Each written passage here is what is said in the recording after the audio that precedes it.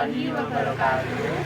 Kami dari kelas 11 B3 dari SMA N 1 Serengat Akan melakukan wawancara Kebudayaan ikan koi yang bertempat di Desa Ngagrek.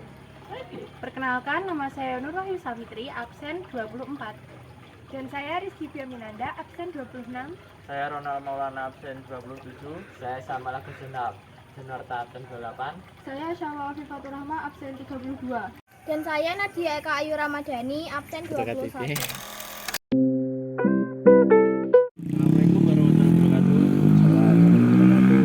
Kami dari kelas 11 B3 SMA 1 Serengat akan melakukan wawancara tentang ikan koi dengan Mas siapa? Mas Wahyu. Baik, mulai dari pertanyaan yang pertama, dari manakah ide usaha ikan koi ini? Ya pertama awal Covid itu usaha ikan koi kan lagi melonjak-melonjaknya. Yaitu menjanjikan daripada usaha palawija, contohnya padi itu lebih menghasilkan ikan koi. Lanjut. Yang kedua, apa alasan membudidayakan ikan koi? Soalnya ikan koi itu kalau dinamakan kalau orang Cina itu ikan yang membawa hoki. Jadi orang Cina itu mempercayai bahwa ikan koi itu membawa rezeki. Semakin dia memperbanyak beli ikan koi itu rezekinya semakin melimpah. Kalau dibilang dari segi kepercayaan orang Cina ya, ya gitu. Bagaimana peluang usaha dalam budidaya ikan koi? Peluangnya kalau dulu itu masih enak Mas, tapi kalau sekarang itu lebih cenderung ke soalnya sekarang kan perekonomian Indonesia kan lagi merosot dan juga ikan koi rata-rata di hobi. Dan sekarang walaupun ikan koi itu dipercaya sebagai pembawa rezeki, tapi sekarang perekonomian, tapi kalau bos-bos besar itu rata-rata masih banyak, masih peluangnya masih banyak. Tapi soalnya sekarang persaingan dari impor pun juga banyak. Ikan yang datang dari Jepang pun rata-rata juga memiliki nominal yang besar-besar harganya itu. Iya, keempat. Berapa orang yang dibutuhkan dalam usaha budidaya ikan koi? Tergantung, kalau kita mau mau ambil ikan dari matpon gini, dari kolam rata-rata kita membutuhkan 3 sampai 4 orang. Tapi kalau untuk marketing semuanya bisa, banyak lah kalau buat marketing. Soalnya kan kalau marketing itu membutuhkan banyak orang dan ya juga anak muda rata-rata untuk menambah penghasilan, ya jajan. Lanjutkan pertanyaan dari teman saya lagi ya. Jadi pertanyaan selanjutnya itu berapa sih biaya yang dibutuhkan Mas dulu buat modal ikan koi ini? Kalau modal itu dari saya kan nggak menggunakan tenaga manusia, kalau galinya saya menggunakan bego. Bego itu per jam 250, sedangkan selesai membuat ikan 4 petak ini itu totalnya 8 hari. 8 hari itu jam kerja setiap harinya mulai jam 7 sampai jam 3. Itu bisa dikalikan. Terus kalau terpal saya lupa ya, soalnya harganya naik turun. Kalau terpal lupa, kalau ya sekitaran 4 kolam ini 50-an ke 60 lah. Lanjut ya Mas. Ya. Selanjutnya apa aja sih alat yang dibutuhin buat budidaya ini? Kalau alat itu cuma ya sanyo, aring, kalau alat itu ya cuma untuk ngelangkap ikan sama untuk memompa airnya aja. Kalau buat telurin kita menggunakan metode enceng gondok untuk merangsang ikannya. Jadi alatnya itu yang dibutuhin nggak terlalu banyak Ya ya nggak Mas? terlalu banyak Oh, iya. kalau alatnya itu. Oke lanjut. Kalau untuk bahan yang dibutuhin buat ini apa aja Mas? Kayak pakan gitu-gitu apa Ya aja? bahan cuma pakan, sama kalau mau mau musim hujan gini ada fermentasi buat pakannya sendiri, itu dari rempah-rempah lah. Ya. Kalau vitaminnya ada nggak Mas? Vitaminnya nggak ya dari rempah-rempah itu. Kalau dari vitamin ya rempah-rempah. untuk gitu. ya contohnya pahit-pahitan lah kalau di orang Jawa. Iya. Itu dicampur di pakan. Oke lanjut ya Mas. Kalau buat pemasarannya ini gimana? Pemasarannya kita melalui online, kadang Facebook, juga WA dan Instagram, tapi rata-rata banyak-banyak di Instagram.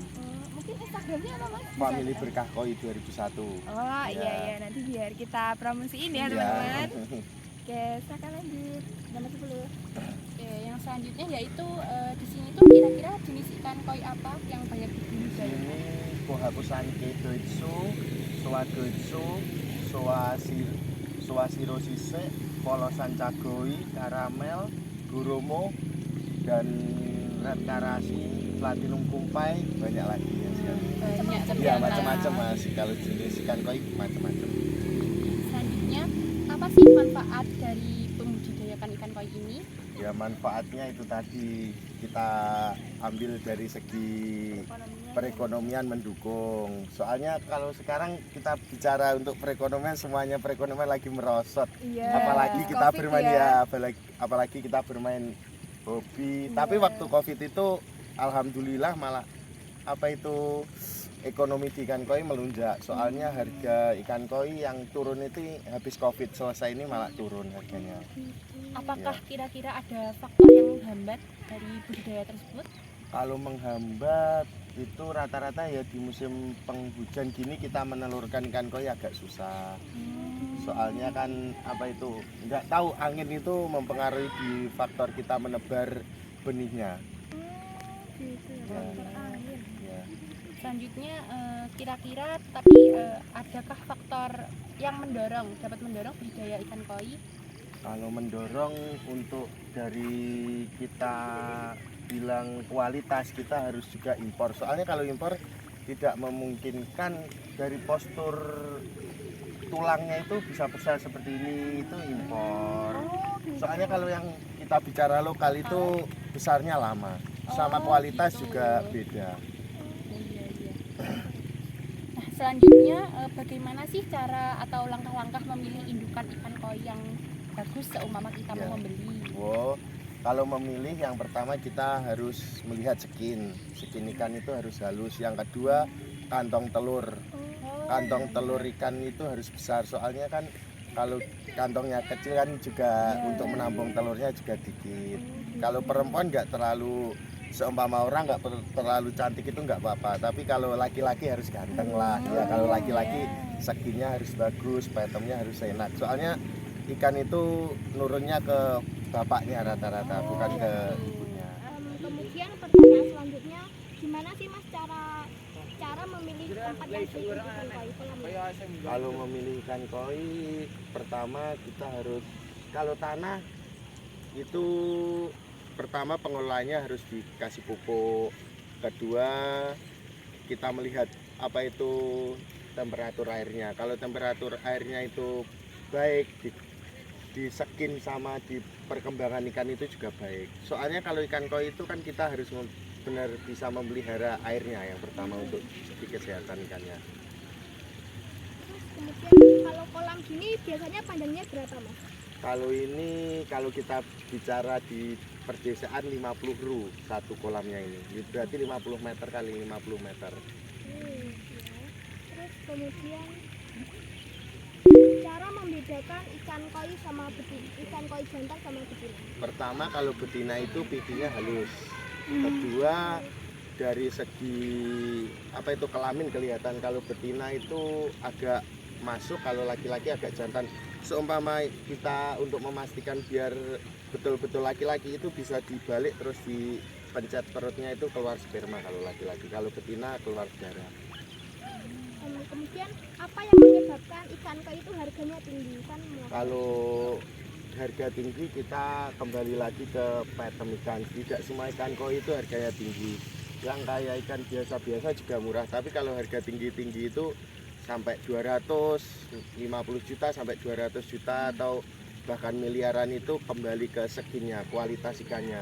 Kalau kita bilang kualitas kan sangat sulit untuk mendapatkan ikan yang sangat bagus. Bahkan satu teluran itu cuma dapat 3 ekor kalau kita bicara kualitas ikan yang benar-benar bagus. Nah, pertanyaan selanjutnya, bagaimana sih cara memperanakkan ikan koi ini? Kalau memperanakkan kita apa itu ikan koi betina sama laki-laki itu kita ambil, kita taruh di kolam beton yang airnya itu bersih. Terus kita kasih media enceng gondok atau dari sak apa itu bekas ya pakan, itu bisa untuk media, atau rumput itu bisa untuk media menaruh ikan koi, telurnya ikan koi itu di situ. Nah, selanjutnya bagaimana cara merawat ikan koi yang baik? Kalau merawat ya kita bilang kalau udah masuk ke penghobi ya Mbak ya, itu kalau kita udah masuk ke penghobi dari media filter itu bisa kita cek media filternya itu harus bagus dan di air itu harus jernih terus, itu bagus untuk perkembangan ikan koinya. Terus apa saja yang dibutuhkan dalam perawatan untuk ikan koi?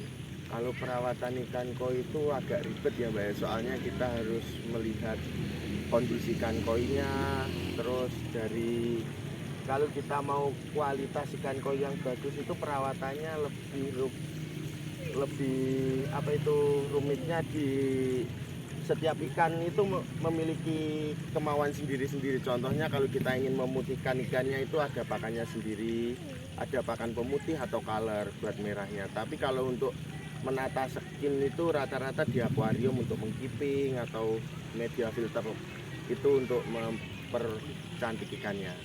Kalau cara memanen ikan koi itu gimana? Kalau memanen ikan koi dari pertama itu kita kita buang airnya, terus kita ambilin ikannya itu untuk memilah yang bagus dan yang jelek. Yang bagus kan dari pertama kita breeding itu kan satu teluran itu bahkan bisa 10.000 atau ribuan lah, itu kita masukin lagi dari pilihan pertama sampai kita finishing panen itu cuma dapat 200-an ekor. Kalau pengemasan ikan koi untuk kirim itu kita menggunakan plastik dan kardus bekas rokok Sampurna kalau di bagian Jawa. Tapi kalau luar pulau kita menggunakan styrofoam. Satu styrofoam itu cukup, cuma tergantung size ikan ya Mbak ya. Kalau size-nya 25 sampai 30 itu cuma muat 27 ekoran. Kita tergantung apa itu kirimnya kemana. Tapi kalau contoh ke luar negeri kita harus memiliki surat-suratnya, bahkan karantina dan satu ikan untuk dioperasi di setiap negara untuk bulan. Apa yang kira-kira Mas terima dalam 1 bulan? Ya kalau kita bicara 1 bulan itu waktu kita jual enaknya itu 20 sampai 30 lah Mas. Tapi ya enggak kita bicara enak lah, umpama ada kematian pada ikan itu juga pernah satu malam itu kita belanja 18 itu cuma bertahan satu malam itu biasa. Soalnya ikan koi itu lebih cenderung apa itu kalau bahasa Jawanya gopok, gampang sakit lah Mas. Ikan koi itu. Terus bagaimana proses penjualannya? Apakah per satu ikan atau per 1 kilo? Tergantung per ikan Mas. Kalau kita bicara di Blitar itu per ikan kualitas, tapi kalau kita bicara ke Jawa Barat, Sukabumi itu per kilo. Kalau kita di Blitar itu masih mempertahankan kualitas, soalnya kualitas ikan sana sama ikan sini pun beda. Kalau sini bijian Mas per ekornya. Jadi di setiap daerah itu berbeda. Berbeda. Kalau di sana itu apa itu tidak mementingkan kualitas tapi mementingkan ke banyaknya ikan, biasanya kiloan atau literan. Bagaimana cara Mas mempromosikan usaha ini? Ya kalau saya di video ikannya terus diupload di Instagram atau di Facebook atau kita buat snap WA, itu rata-rata pembeli udah menanyakan ke kita sendiri Mas. Baik Mas. Mas, kalau seumpama dalam perjalanan itu ada kematian itu? Kalau kematian makanya kalau datang itu ada video repacking itu Mas. Itu kalau ada kematian itu masih tanggung jawab kita sebagai penjual. Tapi kalau matinya itu udah 5 hari atau 2 hari itu berarti tanggung jawab si pembeli. Kita ada garansi kalau jual belikan. Baik Mas, kami kira wawancaranya sudah cukup. Terima kasih atas wawancaranya. Sama-sama. Maaf bila ada salah kata. Wassalamualaikum warahmatullahi wabarakatuh. Waalaikumsalam warahmatullahi wabarakatuh. Terima kasih ya Mas. Iya.